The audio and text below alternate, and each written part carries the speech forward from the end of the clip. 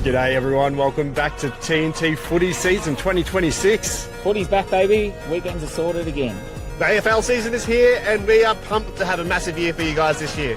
We've got plenty of things in store for the show, but we're going to be starting with our focus reviews on the matches for the critical moments that actually matter. We are introducing our monthly TNT interviews where we're talking to people all across the AFL land. With coaches, community figures, and hopefully a few AFL stars. Also content creators and other people who are heavily involved in footy. And something we're brand new this season we're really excited about, TNT Street Talk. We'll be heading out to games, local footy grounds and events. To talk to the people that really matter, the AFL fans. We want to hear your opinions, your predictions, anything footy related live on the show. And don't worry, if you don't come to us, we'll come to you. And this season we're also reintroducing Who Am I? So each week I'll give you clues where you will then comment your guesses in the live chats. Across the course of the season, your winning points will be tallied up. Whoever has the most points at the end of the season will get a TNT prize. Welcome to Moisey's Minute, where we're getting even more controversial this year. Lucky we're here at the home of Collingwood because they're the first cab off the rank. I've got Collingwood sliding out of the top 10 this year. Look out. I'll be running our viewers' questions this year. Sorry, Taz. Hot takes, predictions, trade talk, and anything sent in by you. So I'm looking forward to all your questions this year. More footy. More interactions. And now, more fans than ever before. Or two. Welcome to TNT Footy, Season 26.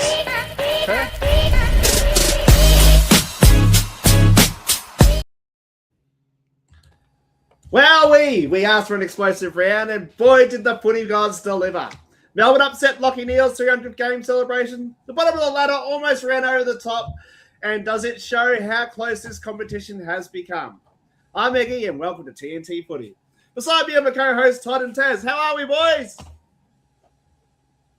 Yeah, good, mate. I'm waiting for Todd to answer. I was doing it in order. I was waiting for the order. I'm like, I normally jump over the top of Tazzy. I'll let him go because he's in the middle, and then he fucked me. Oh, mate. I'm not used to such an energetic intro and scripted and everything. That was good. I'll do Ready it. to go. That wasn't scripted. That was just pure Eggy off the bat. No script at all. That was good. Yeah, I like it. How are we, boys? How are we? Very well, thank you. Very well. All the better for seeing you boys. Yeah, no, it was a good round of footy this week. We had a bit of everything. Nice close games. People getting rolled in Supercoach, and he's quit and thrown his phone at the wall, and everything this week. Oh, mate, it was. I think it was one of the best rounds we've had so far. And North win again, so that's always good too. Yeah, top 6. What is going on? Mate, we'll be top 6 all year. There's no one outside. Me and my brother were actually looking at this. Who's going to come from outside the 10 and replace the inside of the 10? There's no team outside the 10 that I have a feeling that can make that 10. Maybe the Collingwood? Giants if they get injuries back, but Collingwood. I don't think Collingwood have the team this year. and potentially St Kilda once they start gelling and be better. But St Kilda are going to take too long to gel, I think. Like, we were going through it and we dead set, like my brother was saying, he said, I think he's playing finals. And this is a bit earlier, but Port Adelaide, St Kilda, GWS and Collingwood are the 4. West Coast, Carlton, Essendon and Richmond are done. We'll just draw lines through them. I don't know about Essendon. GWS, yet. Essendon, yeah, but they've already thrown away too many games to compete now. They're starting, what? I suppose it's only 4 games behind, 3 games behind North, but we'll see with them. So we'll put them in. But Carlton, West Coast, Richmond, draw a line through them. So you've got Collingwood, Port Adelaide, St Kilda, GWS and Essendon coming from outside that top 10. Who do you think's going to knock it off? Maybe Essendon, if they can start to get a few If wins. they start gelling, because they've been hyper competitive. They've looked better the last couple of weeks. They do. I reckon it's going to be a sensational Anzac Day game. Yeah. And that's crew Turtles got here. Pies yet to play West Coast, Richmond, Melbourne, and Essendon and North. Don't count them out yet. I've ruled a line through them. Essendon. I think Essendon beats them this week. Oof. Essendon's playing much better football than Collingwood is. We'll see who's in the teams. Yeah. Collingwood have just got to kick a winning score. They sort of kicked more this week against a Carlton side, but we'll touch on that soon. What have we got on tonight's show, Eggy? We have, just a letter there. We're live on Insta, Facebook, and YouTube. And if you haven't yet, make sure you like and subscribe. If you'd like to support us, please share it on our YouTube to your friends and help us get to our goal of 600 subscribers by the end of the season, so we can give away that St Kilda jumper finally. On tonight's show, we got the round 6 review, CoachLinker's controversial call, round 7 tips, viewers' questions, Sober 26, Who Am I? Brought to you by MTS Electrical, and Anzac Day Street Talk, where we're going live out of the MCG. Oh, yeah. I'm actually excited for it, boys. Also, I want to say welcome in Tiger Time and Turtle. Welcome. Welcome, guys. Well, straight into it, boys. I got my review off the game now. I think we need to do something about this because come Thursday, I was absolutely ratchet, ready to go to bed, and then someone reminded me I had a review to watch. I died Friday at work because I was that tired, that big a day Thursday, and then you boys made me stay up and watch the football. Mate, you committed. There's 9 games over the weekend, and you chose that game. So we're going to have to change because Tassie. I know Tassie was a bit upset on Saturday night because he got forced to watch that terrible shit show of a game instead of the excitement machine on the other channel. You mean Friday? Friday was a double header Friday. Where they doubled up those games. Yeah, double up the good one. And Taz got stuck with watching Jezza kick 10, which I ended up watching as well because of the long delayed halftime. Yes.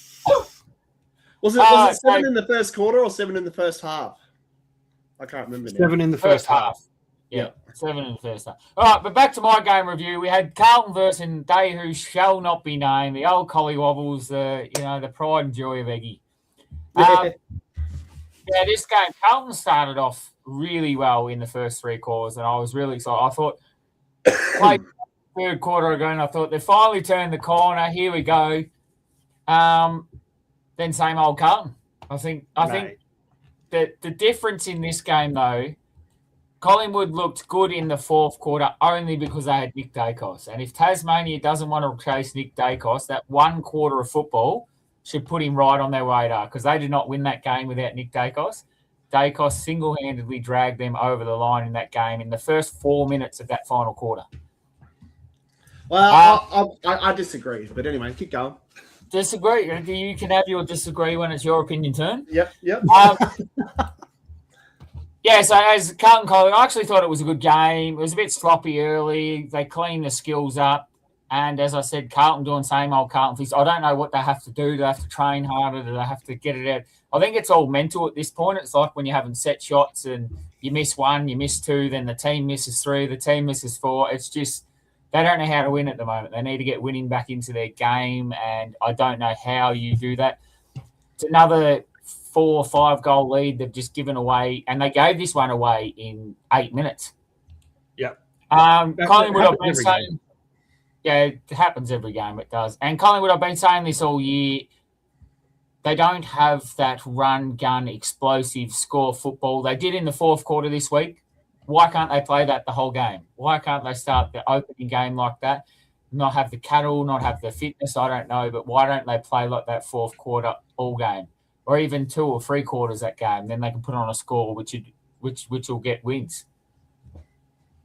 Maybe. Oh, you can come in and talk, yeah? This is right. I wasn't sure if you're finished. No, not finished. I've still got what they got to do, but I thought we'll discuss the open discussion first. Yeah, we will. So what I thought was in the first quarter, it was pretty neck and neck. I think it was 1 point the difference Collingwood got up. But then even in the second quarter, I think Collingwood's kicking for goal was a bit horrendous. So I think they both had the same shots at goal, but Carlton's kicked theirs through the sticks a lot better than Collingwood, and they got the 30-point lead or 25-point lead. And I think, the third quarter was a wrestle, which they slowly tried to peg their way back, Collingwood. I think they got 1 goal back over the whole term. And then, Nick Dacos come out in the fourth. But I just want to say thanks to Mark Pitnet. Yeah, I think he said to Nick Dacos, you look good, Balls. So I think that sort of fired him up for the fourth quarter. Your pride come on. I agree with what Tiger Times put there. Elliott really stood up for the Pies in the second half. He was horrible in the first half. He couldn't catch a break, and then he come to life, which was good. Look, I love my club, but fuck, I hate them at the moment. There's so much about the club that is just really disappointing. I had a few people message me saying, "Oh, Carlton are going to win this. He's looking really good." Blah blah blah. They do that every week. So even when we were winning at 3/4 time, I still was convinced we were going to lose, and sure enough, we did. Especially those first 2 goals in the 4th quarter. Yeah. So how do we put this? All I hear from Carlton fans are not again, not this, not again. How would you fix it? I haven't heard a solution. It's too Carlton early in the fans season can't to come get... up with a solution to tell me how they fix this game plan. Well, I think it has to be the coach. Has to be, because he had the similar tenure when he was at Brisbane. The club made finals the first year or 2, and then they started just slowly dropping down the ladder. It's exactly the same. But if we bring a new coach in next week, you're saying Carlton won't fade away anymore? No, but I'm saying that he'll be able to reset. We're going to have to reset. What other choice do we have? Yeah, so you're saying this year's a write-off already, get rid of it, start from scratch, axe Voss, give another coach a chance to rebuild from now. Yeah, or get a coach to come in who can try and make something of the season. But it's too hard to change game plans and learn a new one when you've already started and you've been preseason training with the same game plan, since the end of last season. You just can't do it, in my opinion. Yeah. I originally thought it was who come from the Bulldogs back then? Bolton? Bolton came from Hawthorn. I don't think they gave. Who was the one that came from Bulldogs? I still don't think they gave Ratton a fair go, and either did St Kilda.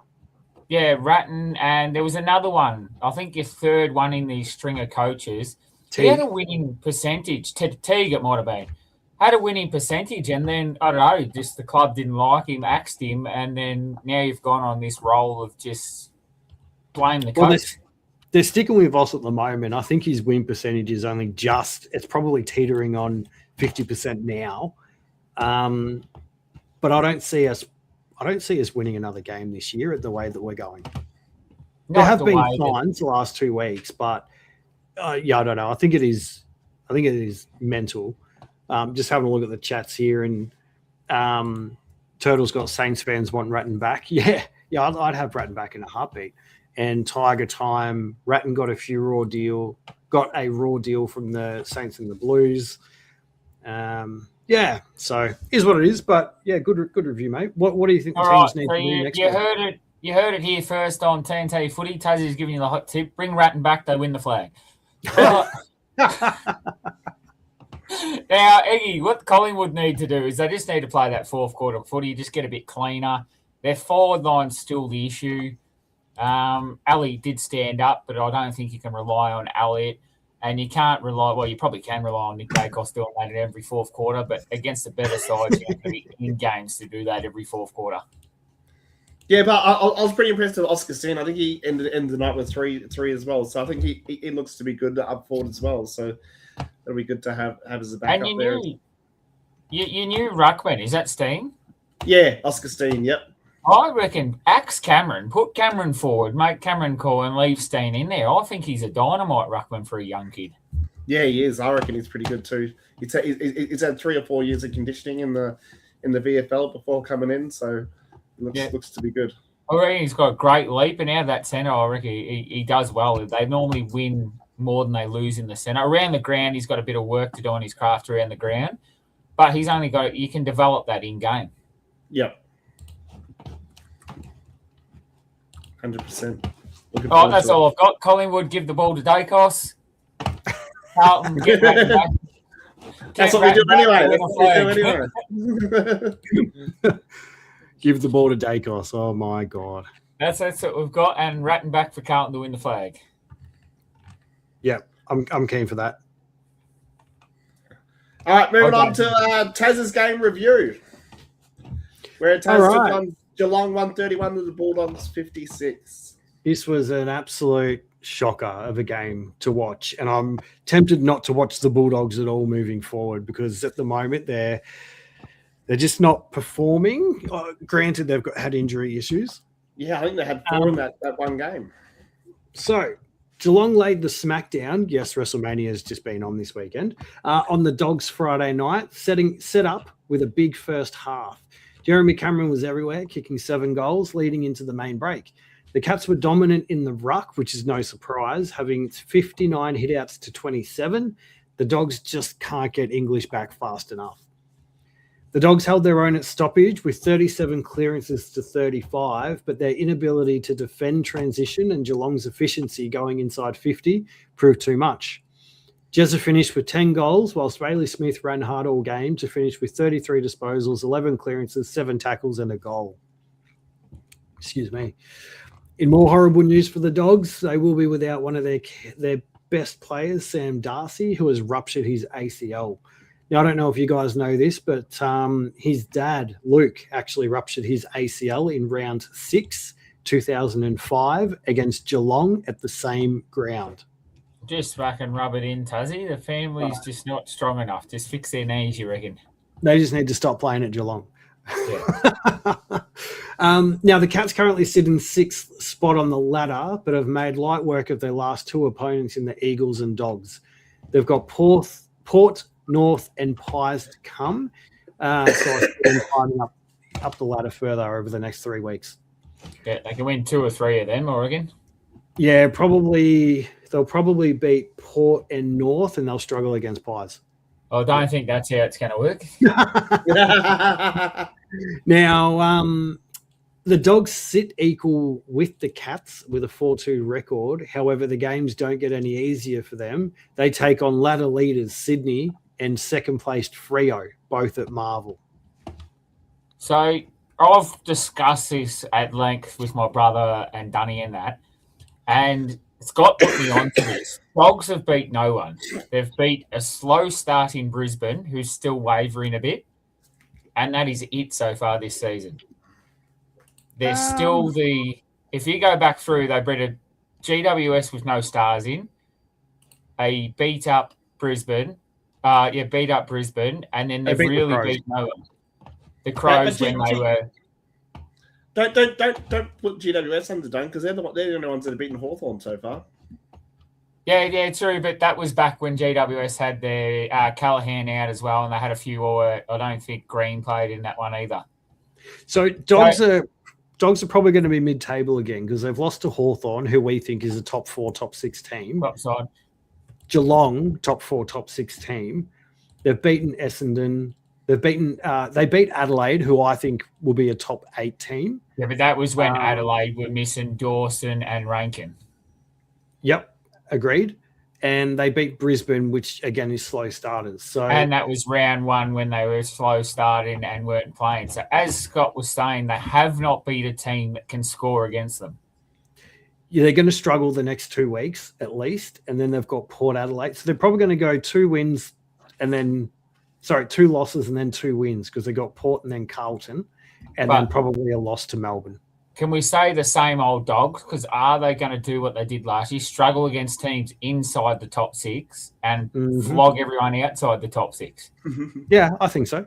I think that's a fair point. I mean, look, to be fair, they are ravaged by injury. Like Tiger Tigers only from this round, though. They had English last round and the 4 this round. But English is like a Dacos. No English, no Bulldogs. Well, he missed last week. He missed last week and this week, yeah. But they do have backup rucks. They just don't want to play them. Yeah. Well, they were missing Liver as well the other week. Yeah. And I don't know. I've just after the last month of football and the start of the year, I've gone off the Dogs. I don't think they'll make top 10 because, as we discussed, who's going to kick them out? Collingwood. There's no one in that bottom that can kick them out. So they're going to make the top 10, but what they do in that top 10, I don't think you can win games without defense anymore.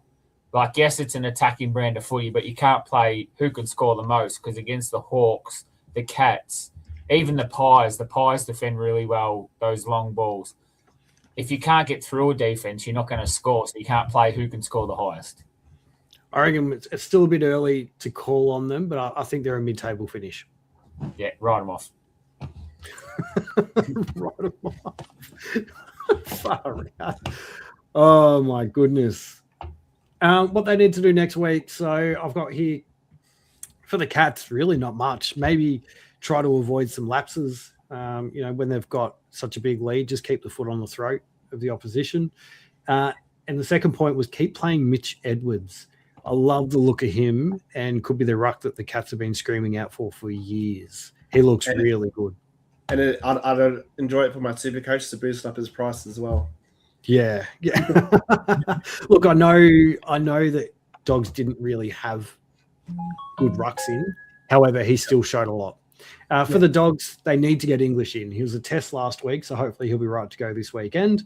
And they need to work on defending transition. So they were really exposed badly when the ball was turned over, and they made it way too easy for the Cats to go coast to coast.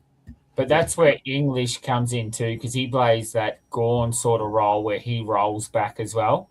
Like he does attack forward, but a lot of the time he'll be not the loose man back, but he'll do the ruck contest. If they win the ball, then he'll float back to get the intercept then.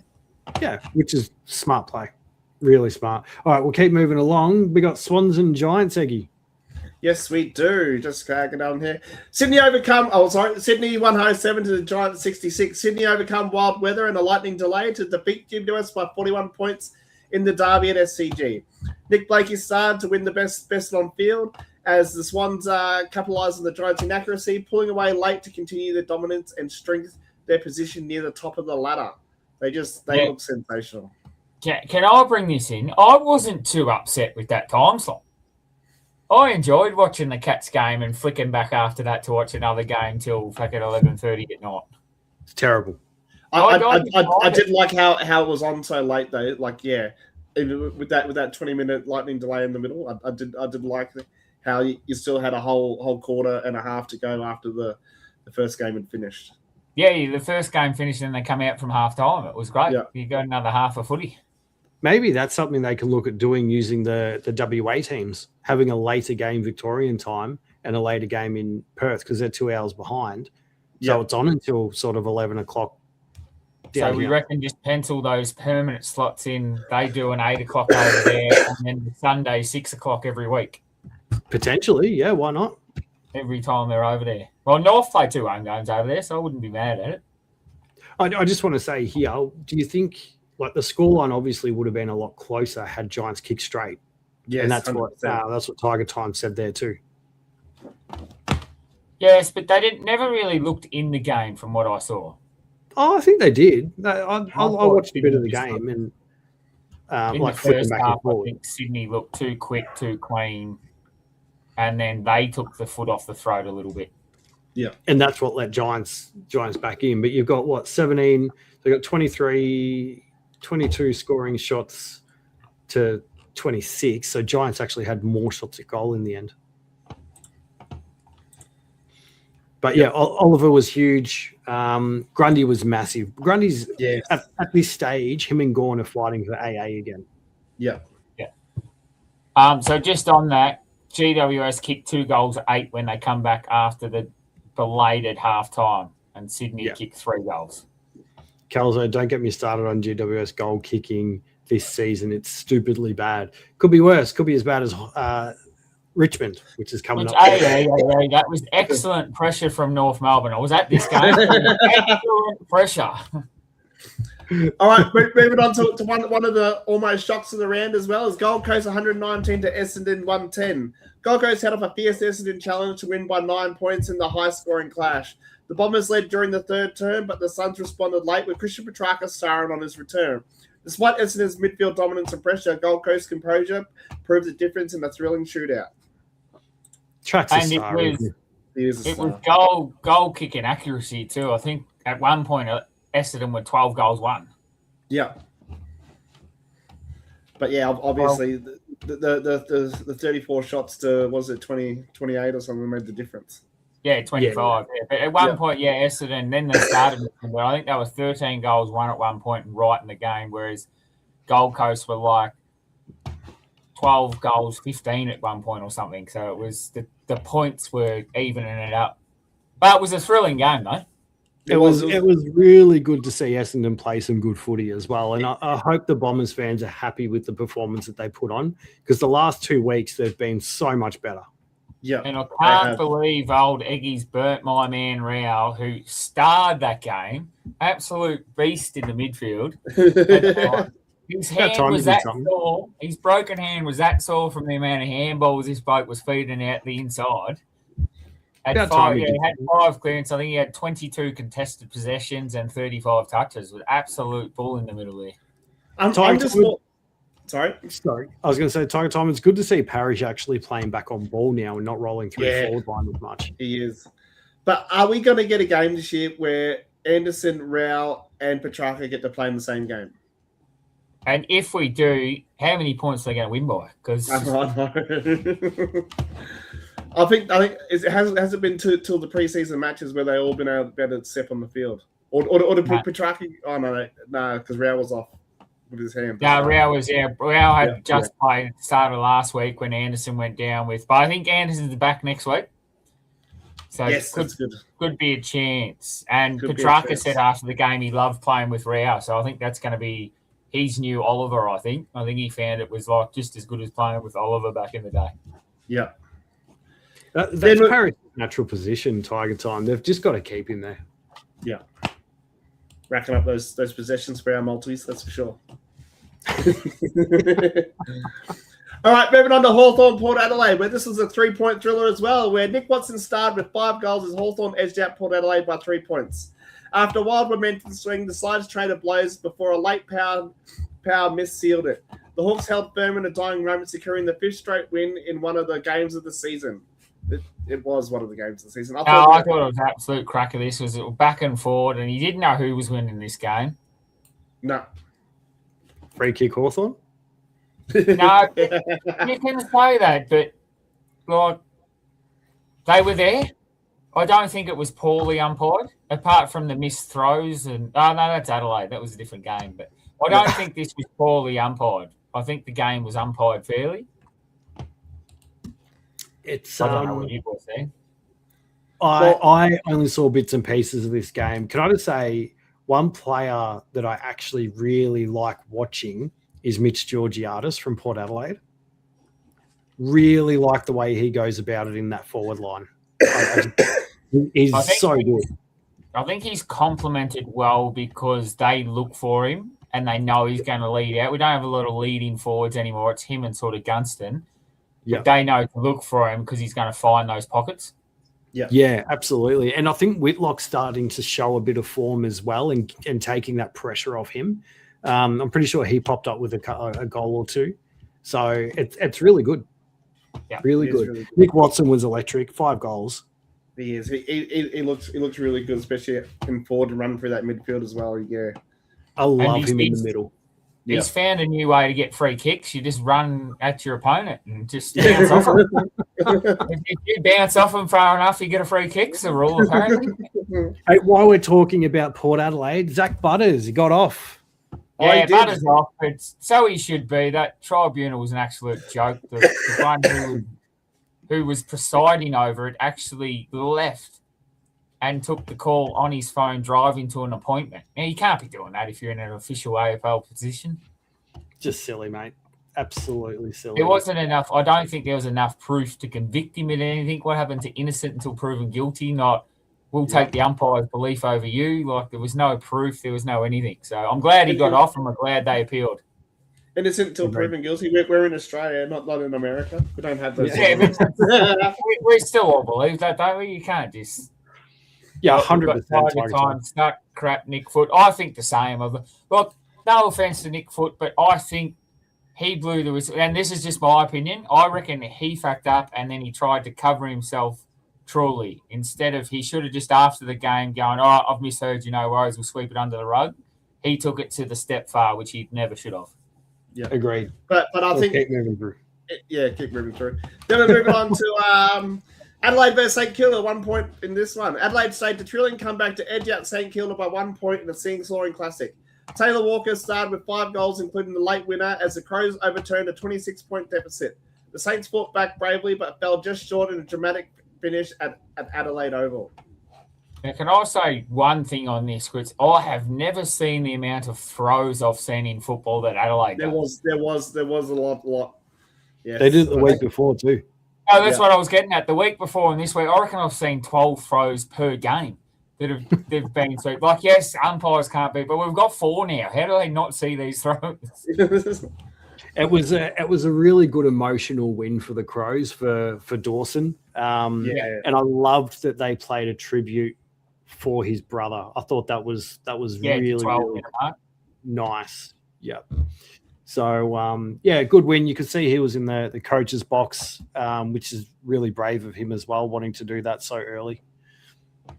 And it's a good thing about football. We always seem to wrap our arms around these sort of incidents. And as they said, there's nothing better than being in a football club in these sort of situations, because it's like you've got 30 brothers with you as well.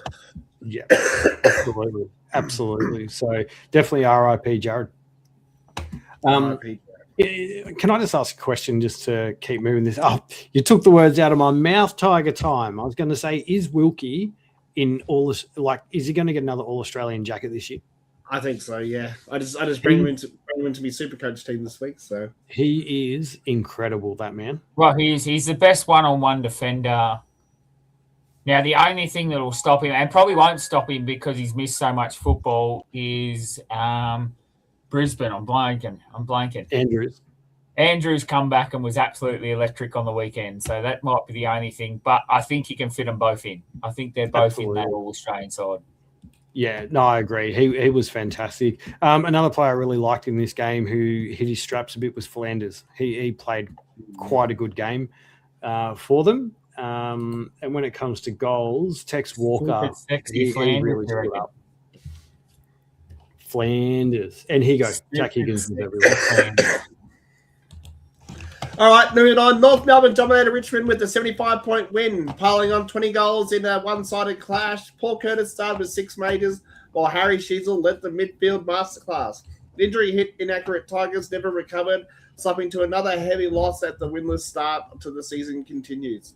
And can I say, is the rising star currently playing for North Melbourne? Another 3 goals. His first 10 games, I think it is now, he's kicked 24 goals, I think, in his first 10 games of his footy career.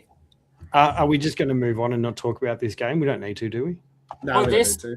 No, this has come up in Moisty's minutes. You don't have to worry about talking about this game. Of course it is. Only minute to talk about this. We're fine. No, Sheasel was fantastic. And actually, I put a message, I don't know if you boys saw it. There was one thing Sheasel did early in the game that just showed his footy IQ, and it just reminded me of something Dacos would do. It was actually fantastic. He's better than Dacos. I don't know why we were going backwards to compare him. You've got to compare to better, like Gary Ablett Jr. Maybe you can compare him to. And what about Zohar off half back? He looked outstanding. How good is that move? They made one move with Parker, and now I can't see him going back forward after that game off half back. Surely he stays there. He played very well. Played not good for people who had him in their multis. I think everyone had him in their multis for a goal. He nearly kicked one as well. He nearly kicked one from 50 as well. But he was catching he reminded me of Charlie Comben when he first went back there. Zohar was just jumping at everything, marking everything. But the test will be when we play a real forward. And no offense to Richmond, but when you play a real forward line. Yeah. There was still some good signs for Richmond. I think the sad part's going to be Taranto. I'm pretty sure he went off injured, and I don't know what happened to him. But again, they've got a lot of young talent. Yeah, I thought it was concussion, but no, I think that was someone else. No, concussion was Rioli. Rioli got done with concussion. Yeah. I'm just saying. Right. Next game. Let's get into it. Injuries. Banks collarbone, Rioli hamstring, Taranto concussion. Yeah, the Banks injury looked bad. We were right in front of that one. You're saying it was Rioli concussion. You're miles off. Yeah, I was right. What'd Rioli do? Hamstring. He's the string. Taranto concussion. All right, the game that ruined everyone's perfect realm. Melbourne produced a stunning 2-point upset over the reigning premiers Brisbane in a thriller at the MCG. A late tackle from Max Gordon and Jack Steele proved decisive, while Jacob Van Rooyen and Harvey Langford starred. The line surged late but fell short as the D's secured one of the best wins. How good is Jack Steele for Melbourne? Fantastic. I Absolutely. can't believe fantastic. St Kilda got rid of him. I don't understand. Did they have to free up cash or something? I don't understand.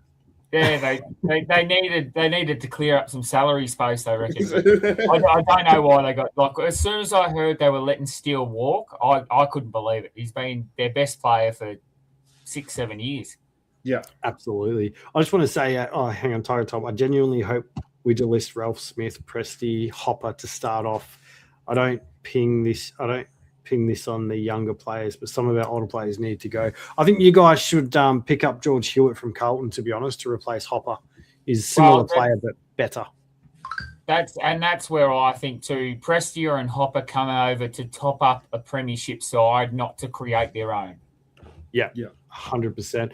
Just back on the Melbourne and Brisbane game, I just want to do a shout out to Tholstrup. He had 26 disposals at 92.3% efficiency. Oh, wow. He's having a very, very good season so far. Now, this is how you do it. You could say he played like Sheasel there, Tassie, but you can't go the other way with Sheasel. My gosh. Maybe Sheasel played like him. Oh. And how exciting. We say it every week. And hard disposals. I've got to say that one of the most exciting players, and we say it every week, is Pickett. Yeah, probably Pickett. Now, he disappeared a bit mid-game, so I thought he started in the first and started in the last, but went missing sort of in the second and the third. Yeah, and Wellesley is correct. He did give me that idea for Hewitt to Richmond. I told you he was on the trade table. I can't believe it. You go on that shit, you got your best player sitting on the sidelines not doing anything. Well, they're not going to drop grips for him. But anyway, we're not talking about Carlton. We're talking about Brisbane and Melbourne. I loved this game. It was high energy. It was on the edge of your seat sort of last quarter, last few minutes. Melbourne just would not let up at all, no matter what Brisbane threw at them. Secretly, I did put the Moz on Brisbane because I put in the chats that they're going to run over them by 30 points from here. So I secretly did a reverse Moz and wanted them to lose. So I thought it ended up working out well for me. Done the reverse Moz. And can I say, this is the round of footy we needed after gather round, because we're all a bit down in the dumps after gather round, and this has brought us all back to life. What it had, I agree with you. Yeah, Port Adelaide, Essendon standing up, and then the demolition job that Geelong did on Bulldogs. But all like better. hard fought, close, beautiful games. Yeah. Todd, you cut people off too much. I couldn't finish talking. Eggy's like frozen on my screen, so I thought he had stopped. I want to say Van Rooyen is quickly becoming another one of my must-watch players. I really like the way he goes about it. It really stepped up this year. Like even Bailey Fritz is coming a bit better. The goal kicking's getting better too. I think the introduction with it was Brody Myercheck too. The three of them are up forward and doing really well together. They're splitting defenses and they're all actually getting off the chain kicking a goal or two a game. It's really good. 100% Wellesley. They are. I'm not talking again until you have like a 30-second break. All right, that's right then. We're about to go into the last game of the round. It's the Western Derby. We had Fremantle powered to a 56-point win over West Coast, with Jai Avis starring with a career-best 5 goals. The Dockers capitalised on the Eagles' early inaccuracy before pulling away, as Jordan Clark impressed with the win of best on field in a dominant performance that extends Fremantle's strong run of form. They do look pretty good. It was good up until about halftime, and then Freo just put the foot down. Go, Todd. All right, we're good. I mean, no, it's an absolute shit show of a game. It cost me the super coach. Eggy said I was home when I was 8 points clear with 2 minutes to go. And then super coach done their little screw thing on me and lost me by a point. Now, this is our draft league, and I beat every other team in the draft except the one person I played who beat me by a point. Eggy put the miles on twice this week. Yep. I haven't had a win all season, and he mows me. My apologies, but it is usually you going the early crow, so I thought I'd return the favour. I've never done this poorly in draft league ever, and I thought, you beauty, 13.55. Now, that was the highest second place score. Like, third was 200 points behind, and I've lost 5 points. I couldn't believe it. I've just... Tassie's rigged this league to just give me all the good scores against me all year, and I'm just getting copping floggings. I couldn't help it, mate. Couldn't help it. Hey, Murphy Reed, another young guy who's going to be a superstar of the future. He is. I do like watching him. Dynamite. Yeah, really like him. Really like him. Harley Reid's gone back into his shell a little bit. He had a couple of good weeks there, and then he sort of died off. Hopefully, we can see his explosiveness again. He was good in the game. Did you not watch the same game? What do you mean?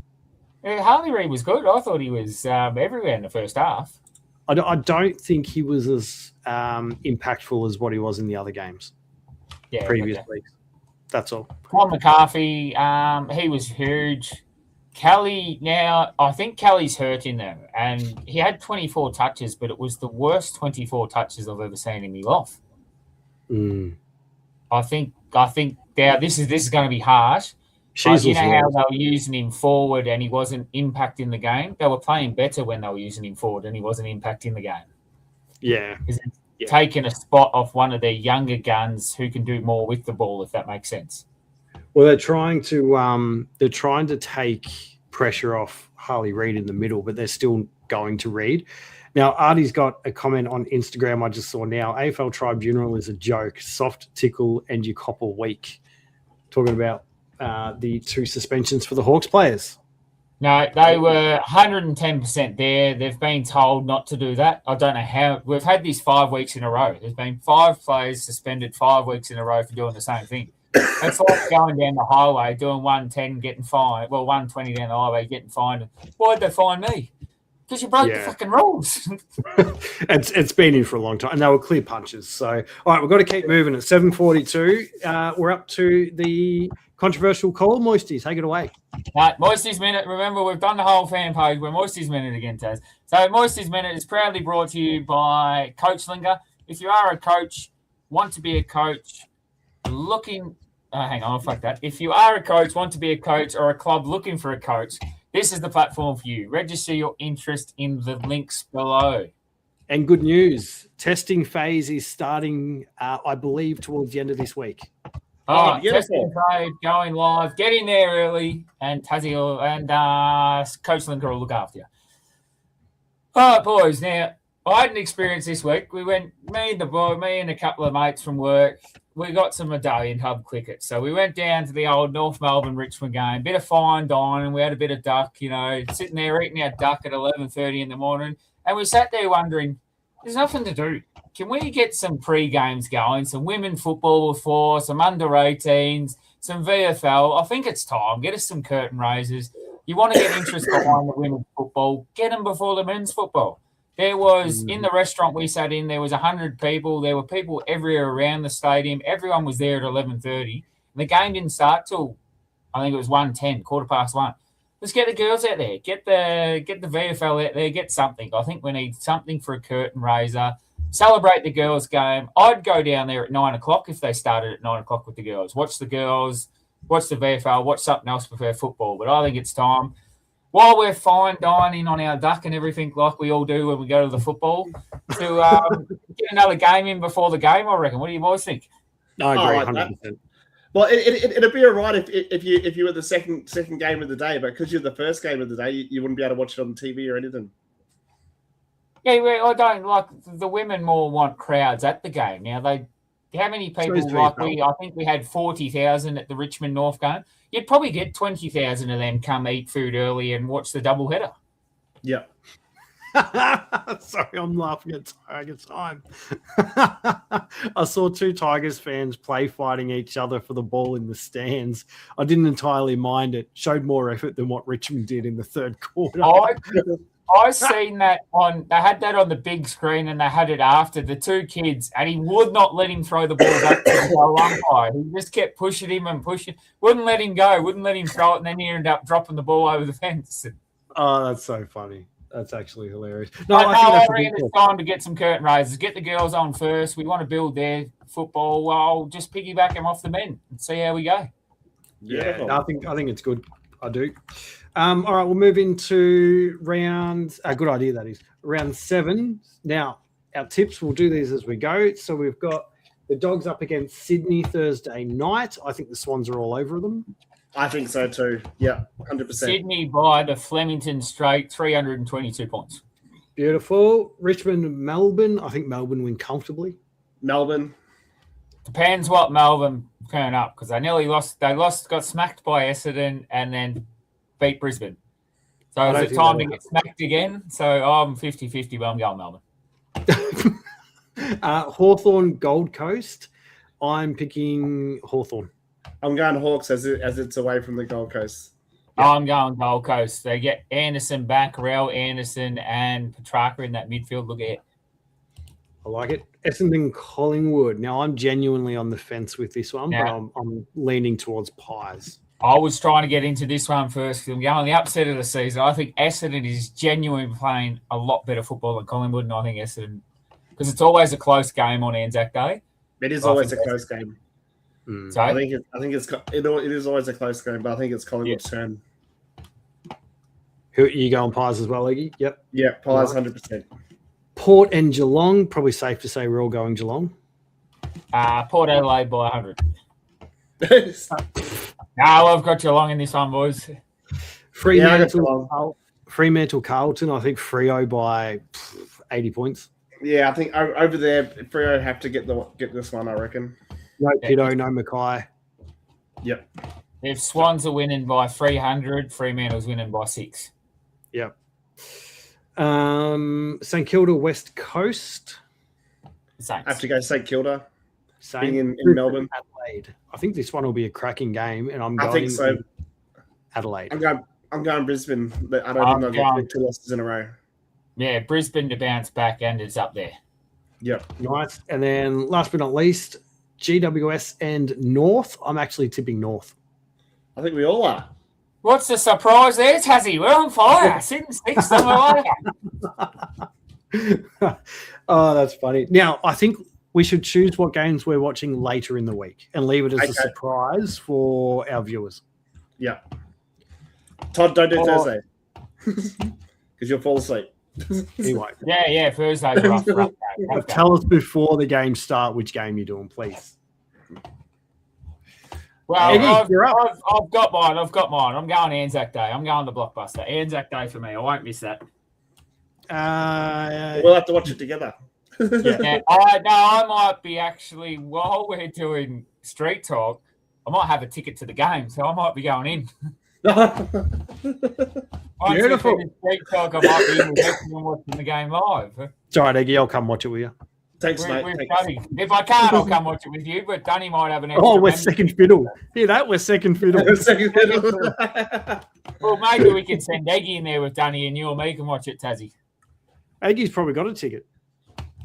Nah, don't. No, not this year. It's Essendon membership this year, Tassie, not? Yeah, because it was $80 to get a ticket on top of my membership to sit out in the back 3 rows. I was like, nah, it's not worth it. Yeah, it's swapped because Dunny only gets it every second year. So, well, I the last time it was the Essendon game, it was a $50 ticket to get level 2, and I was like, I thought that was fine, but then getting level 3 way at the back for $80 this year, I was like, that's a bit steep.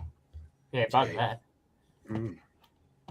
All right, moving on to viewers' questions. We only got one question this week, and it is from Artie. He's over on Instagram, and he said, should the AFL stop scheduling games in Geelong Cow Paddock? It's not up to AFL standard. I don't know what you mean. I think it's a great ground. I think it's a great ground. I think it's no different to Ballarat. It's no different to the ones over in Adelaide. Where not Adelaide. Adelaide Oval's really good, but the other ones they play at. The Norwood. I don't mind the ground. What's wrong with Skilled Stadium? They've just had a freaking renovation to make it better. It's like, I think it's a great ground. I think a lot of that's coming off the back of the injuries that the Dogs had and also Artie's hate for Geelong. Yeah, 100%. Otherwise, I'll be ripping down Marvel next.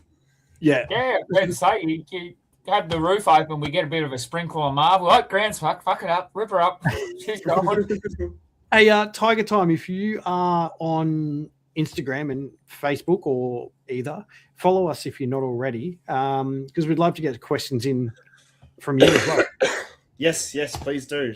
I'll try and do them a bit more. I've been doing them Saturday, Sundays, but I might throw them in on after the games on Thursdays and Fridays now as well. Just to try and catch people as they're scrolling after the games. Perfect. Love it. Just before we move on, it's got Tiger time here. If North are going to prove themselves as wildcard worthy, a scrap over the Giants in Canberra just the way to do it. What do you mean wildcard? We're top 6. There's no wildcard worthiness. We're top 6 this year, baby. We are 25, but we're a quarter of the way through the season, Todd. Just calm your farm. And we're top 6. Quarter of the way through, we're top 6. We're staying there, fine, we're good.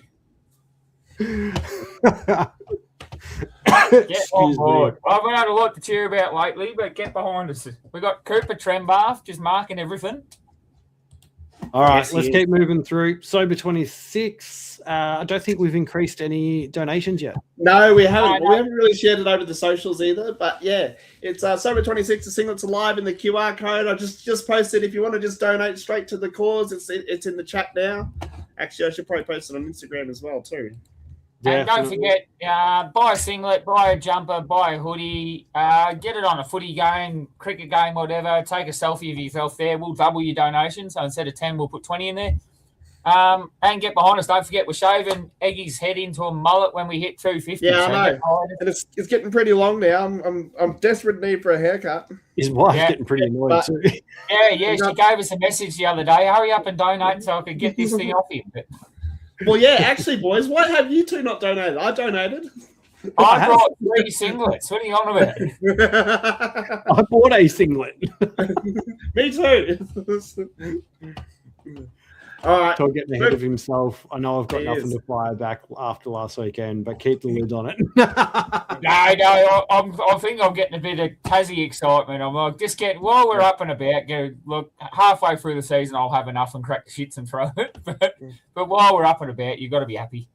Yep. Now it's the favorite segment of everyone's night. I said that totally wrong. But yeah, we're into the Who Am I, where we all can win a bit of something. Now, boys, as usual, Taz is fucked up again. So we'll let Taz explain this, but he's fucked Who Am I again. So sorry for last week. We've had a mistake. Tazzy will just let you know now. All right, so last week, Zoe was correct. Part of the rules was you must use first and last name of the player. So George Speech, unfortunately, your win has been detracted, your point, because you said Mundy, not David Mundy. And the point has gone to Jamar. So Jamar is on the board with 1 point. So please, just a reminder, guys, we must... Who I hate to say hasn't rocked up this week because of that disappointing defeat that Tassie made him lose last week. Probably. So those that are new to the stream tonight, Who Am I is sponsored by MTS Elec, your only stop for electrical installations and solutions, from domestic to commercial and industrial to door automation. Nath has got you sorted. Located in Melbourne, call him on 0400 962 113 or check out his socials in the link below.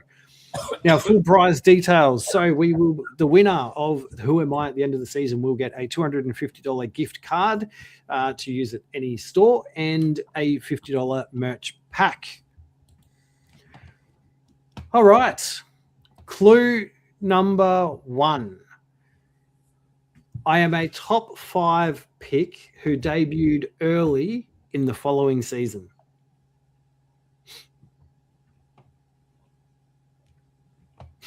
It's not Barramundi. Don't start. All right. Clue number 2. And now remember, you get as many guesses as you want. Clue number 2. I became one of the youngest captains when I took on the role. And I just realized I spelt one. Should be an E and on the end of the line. Just a quick shot at you there, Tassie. Tiger Thomas said, who has ever heard of Barramundi? Yeah, I read that before. Oh, did you? Yeah, I was far. Joel Selwood, good guess. Good guess, but no. Clue number 3. I am a multiple All-Australian and best and fairest winner and a one-club player. There's a big clue there. Oh. Definitely not Harley Tiger Tom. Reid. I don't think he's won one All-Australian yet. He would have guessed that beforehand. That's a good guess, but no, not Will Ashcroft. All right, clue number 4. I think this one will give it away. I was a key part in my club's drought-breaking premiership 10 years ago. Easy giveaway. Oh, no, not that one either.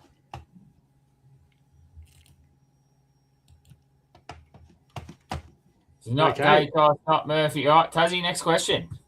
Last but not least, surely I will win a Brownlow medal before I retire. This year. Oh, everyone's chat's frozen. Come on. Where are you? It's not Bob. Bonton Pelly. Well, hang on. Oh, you're close. You're close there. You're close. You're very close. You're close. You're close. First one to write the full name. Remember we just went through Don't this? forget the Oh, there it is. Oh, There it is. Bonton Pelly. Oh, no. Turtles come through. What a snake. What a snake. Snaked it out from underneath Tiger Time. Sorry, Tiger Time. We did say before the segment had to be both names. First and last. That's why we had to pull the point away from George's speech last week. So, oh, goodness me. Turtle, you sneak. He's just snaked out the answer right from underneath Tiger Time. That brings Turtle up to 2 points. Zoe is still the outright leader with 3. Yeah, well, she almost Tiger lost her Time lead won. until she Sorry? said something. She almost lost her lead with. She almost had to share it with George last week until she said something. She did. No, the lead. Yep, she did. Tiger Time's coming with DeMarcus Bontempelli a bit like he was in there first and then he wasn't and then he was again. Yeah. Oh, yes. Close though, Tiger Time. Close. So, all right. Thank you, everyone, for joining. We're going to wrap. Fucking fuming now. We did say. Don't forget to like, follow, subscribe on all our socials. Facebook, we're actually going, thanks to our social media manager, actually going ballistic on Facebook at the moment. We are. So I'm really looking forward to getting bashed on Saturday. Yeah, we did. We're going to have a lot of hate. Oh, I don't think there's any bad Essendon or Collingwood talk, though, so far. So we might have to ramp that up during the week so we do get a bit of... Well, technically, there's going to be no bad Collingwood talk from our social manager. No, that's what I mean. No Collingwood bashing. He's doing better, boys. He's doing better. I love what he's doing. I reckon do more. against the clubs. It's working so well, this whatever he's doing, had all the hate. Yeah. Because it's not only him saying it, the clubs inside, they're internally fighting with themselves. People are just passionate. People are just really passionate, and it's good. And look, if you guys are going to be at the G on Saturday, or even if you're going to be in Melbourne around the G, pop by. We're going to be on our socials. We'd love to meet you in person, especially you, Tiger Time, if you're around. What the hell are you doing, Iggy? He's just getting a bit of advertisement for the Anzac Day. Just show us a bit of artwork, mate. Yeah, what time are we getting down there, boys? Because that might help. You just can't say we'll be at the ground. Let's give a time because it is Anzac Day and there is the pre-game ceremony. So I'm thinking maybe 10 o'clock. I was thinking 6 because the ceremony starts at 6, doesn't it? Well, good luck getting up at 6. No, you got to be there at 6. You got to get up at 5. I know. I have to get up at 3. Because the game starts at 3, it gets a bit busy around 2, so we want to get there for a nice few hours and have a chat to people. Maybe 12. We might be there from 12 onwards. Probably 12:30. 10. Oh, I said 10, and then you just looked at me stupid. I said 6 a.m. Yeah, 10. Jesus. I reckon midday. We're for midday. Like you've got to take into consideration there's 100,000 people trying to get into the ground. Yeah. So they're all getting there about maybe 11 o'clock. Then they have the service in there from 12:30 onwards. So I reckon 10's a good start time. I think 10's a good start time as well. 10? All right, 10 it is. You're outvoted, Tassie. That's fine. 10 it is. I'm staying at your house Friday night, mate. I'm not waking up. All right, sounds good, guys. Well, look, hopefully we do see some of you there. Thank you for all the support so far. We really do appreciate it.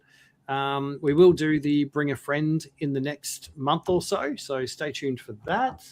And next week we have a guest on, so exciting times. Anything else from you, Ken? No, that's pretty much the wrap. That's I'll see you on Thursday for Day Delicious, where we have a bit of a dive in for the Anzac Day clash.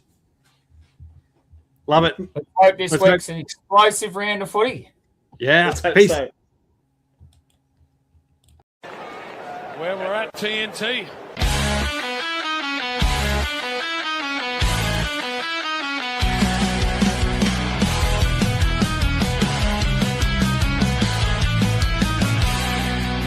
In the land of footy madness where the crowds collide, Taz, Todd, and Egi were ready for the ride.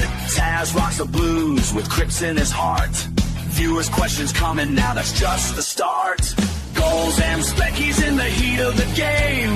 AFL glory, yeah, it's all the same. TNT Footy, we're living the dream. With Taz, Todd, and Egi, we're